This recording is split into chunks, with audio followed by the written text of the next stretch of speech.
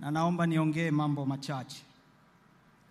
Mheshimiwa Rais, wilaya ya Meatu leo umetoka kutuzindulia kiwanda kikubwa cha kuchakata pamba cha BioSustain hapa katika wilaya ya Meatu. Sasa hiki kitakuwa ni kiwanda cha pili kikubwa katika wilaya hii, kikiungana na kiwanda cha Gaki ambacho kipo njiani kule ambako umeingilia. Kiwanda hiki kitakuwa kina uwezo wa kuchakata zaidi ya tani 350 kwa siku. Kwa hiyo ni kiwanda kikubwa sana. Lakini la pili, Mheshimiwa Rais, wilaya hii ni moja kati ya wilaya kubwa za uzalishaji wa pamba katika nchi yetu.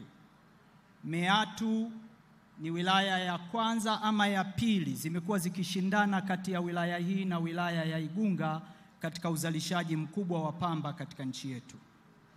Mheshimiwa Rais, zao letu la pamba ulipoingia madarakani uliamua kuanza mfumo wa ruzuku, na mwaka huu Mheshimiwa Rais tumetoa ruzuku katika wilaya hii ya Meatu. Tumetoa mbegu zaidi ya tani 2434 zenye thamani ya bilioni 3.6. Tumetoa viwadudu zaidi ya lita 800 zenye thamani ya bilioni 4.8.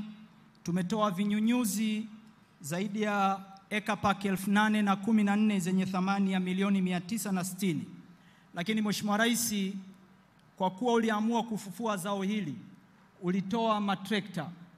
Napenda kukutaarifu kwamba kati ya matrekta 200 ya serikali yaliyotolewa katika mkoa wa Simiyu, matrekta 60 yako wilaya ya Meatu, hapa Meatu.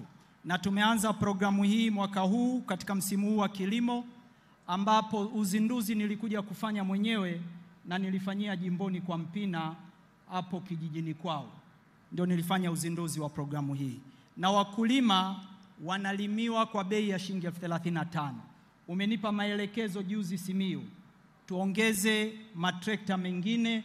Mwaka huu tutanunua matrekta mengine 450, na nataka nitumie nafasi hii kuwaomba wakulima wote kwa maandalizi ya msimu ujao, nendeni mkajiorodheshe kwenye chama chenu cha msingi na wale maafisa ugani wa BBT, wakulima wote wanaotaka kulimiwa na serikali kwa njia ya ruzuku.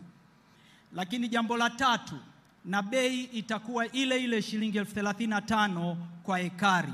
Wakulima huku wanalimiwa kwa zaidi ya shilingi 60,000 mpaka 70,000. Lakini mwaka huu Mheshimiwa Rais umenipa idhini ya kuwaletea wakulima wa pamba mbolea maalum ambayo tutaanza kuigawa mwezi wa 10 kwa ajili ya kutumika kwenye zao la pamba, na mbolea hii itagaiwa bure kwa wakulima wa pamba. Kwa hiyo mkulima wa pamba mwaka huu atapata mbegu bure, atapata kiwatilifu bure, atapata huduma ya trekta kwa bei ya ruzuku, na atapata mbolea kwa ajili ya zao la pamba. Mheshimiwa Rais, trekta ulizogawa hapa zina thamani ya zaidi ya bilioni 3.6, na tunataraji kutumia zaidi ya bilioni 3.6 zingine kwa ajili ya trekta kuja katika wilaya hii ya Meatu. Jambo jingine Mheshimiwa Rais ambalo nitaka nilitolee maelezo na nataka niliongee ili polepole wakulima wote wa pamba na wanasiasa wenzangu wanielewe katika hili. Mheshimiwa Rais, toka historia ya nchi hii, mkulima wa Simiyu alikuwa anapata kilo 200 na kilo 300. Wanasiasa wa mkoa wa Simiyu wameitumia pamba kama siasa na sio zao la kiuchumi la kuwatoa watu katika umaskini. Kwanza, hakuna mtu yoyote anayeweza kutathmini bei ya pamba isipokuwa serikali.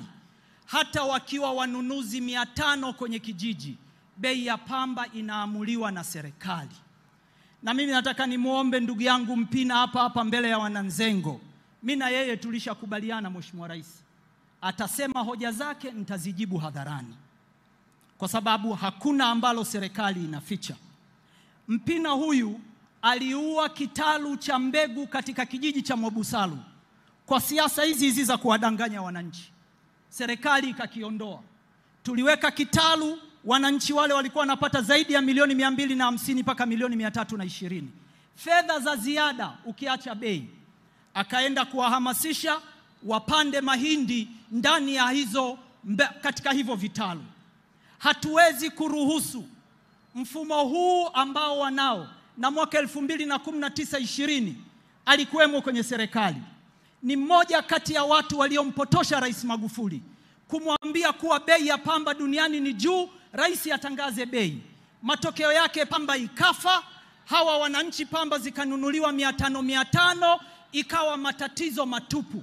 Nataka nimwambie yeye na wanasiasa wote wa Simiyu, sintaruhusu mtu yoyote aharibu mfumo ambao tumeanza kujenga.